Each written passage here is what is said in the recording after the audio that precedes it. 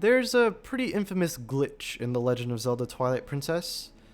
It's called the Infinite Bomb Arrow glitch, and it's probably the most popular one among more casual players of the game, including myself.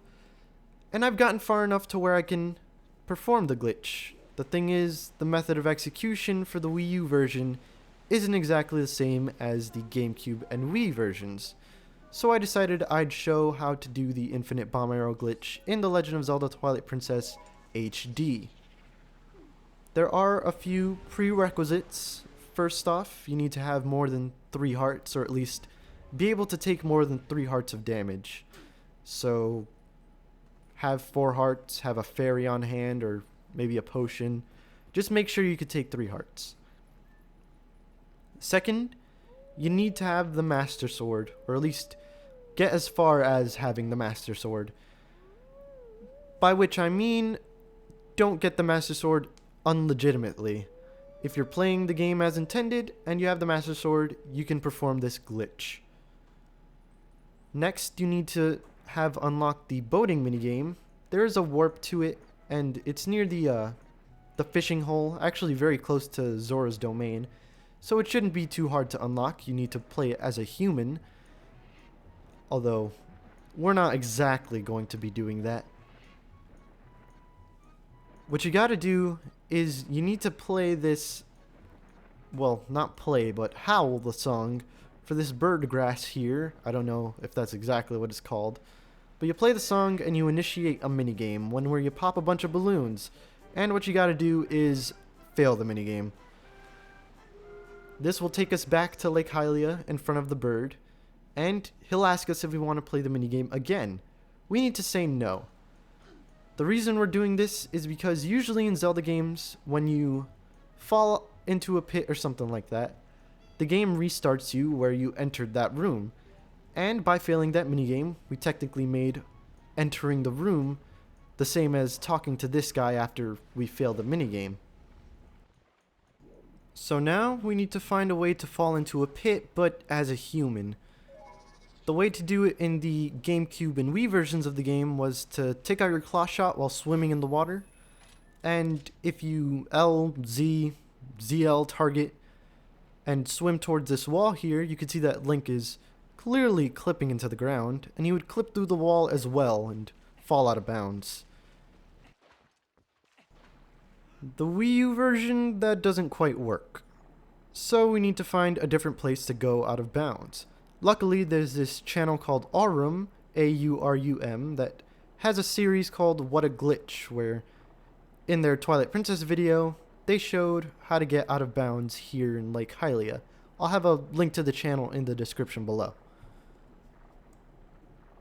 The glitch is not too far away. It's at the Lakebed Temple, near the entrance. There's a bunch of pillars, and at one of the pillars you can fit Link into the wall and kind of swim up to clip through it.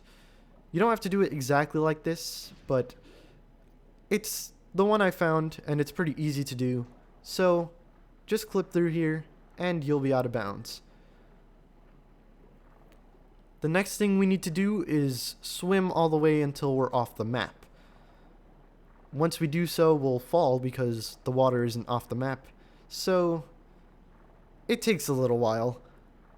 In the original version, you could fall off the map really easily because that wall was so close to the edge, but here we need to wait a little bit, swim a bit farther out than usual. I would also recommend making sure that you're swimming horizontally. Don't try and go straight down to fall off. You'll just infinitely move downwards. Now that we've fallen and restarted in a different area, well, in the same area rather, we can talk to the bird and play the minigame again, and fail the minigame again. In the original versions, Link would be standing on nothing and you'd have to jump off, but in this version, for some reason, he just immediately falls into a pit. Now, as you can see, we're in the other minigame, where we have to do the boating and shoot down pots and such. You need to turn into a wolf and jump into the water specifically. Don't jump off into a pit. Once we do so, it immediately fails us.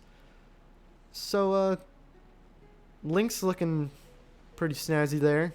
Just kind of a jumbled mess of Wolf, Link, and Midna combined into whatever that is. Now that we've done that, we need to replay the minigame. This is where the 20 rupees comes in. We pay, replay, and we're actually not playing the minigame again. We're just on the side here. Now that we're here, we can just warp out of the area to wherever we want. The minigame involves you using infinite bomb arrows to destroy a bunch of pots, rack up points, and once you finish the minigame, you lose those bomb arrows. Luckily, since we can warp out and technically not finish the minigame, we can just leave with all the bomb arrows in tow. Return to a human, and as you can see, the bomb arrow sign on the upper corner there doesn't have a number next to it. We essentially have as many bomb arrows as we want. You can just keep using them. You can also use arrows and bombs separately from each other, but infinitely. It's not as fun as using infinite bomb arrows, although that was a pretty cool shot there. Another thing, if you save the game and quit, you will lose the glitch, so you have to do it over again. And if you just save the game, your items will reset, so the bomb arrows will be back on Y. They won't be separated, or whatever other items you have on there will be taken off. Another thing about this glitch is that it makes it so the numbers that appear next to other items that are limited also disappear. So, for example, the bombings, water bombs, I can use them and the number still goes down. I'm playing using the gamepad, and if you look at the gamepad, well, I can't show the gamepad, so if I was looking at the gamepad, then it would show that the numbers are going down for the water bombs and the bomblings, but not for the actual bombs. Same with the slingshot. You could shoot slingshot pellets, but the number will still go down. As I recall, the Wii versions and the GameCube versions don't show the numbers for, say, the slingshot or the water bombs in the menu either, so you probably have to remember how many you have left. Have fun with the infinite bomb arrows though, and I hope you enjoyed the video.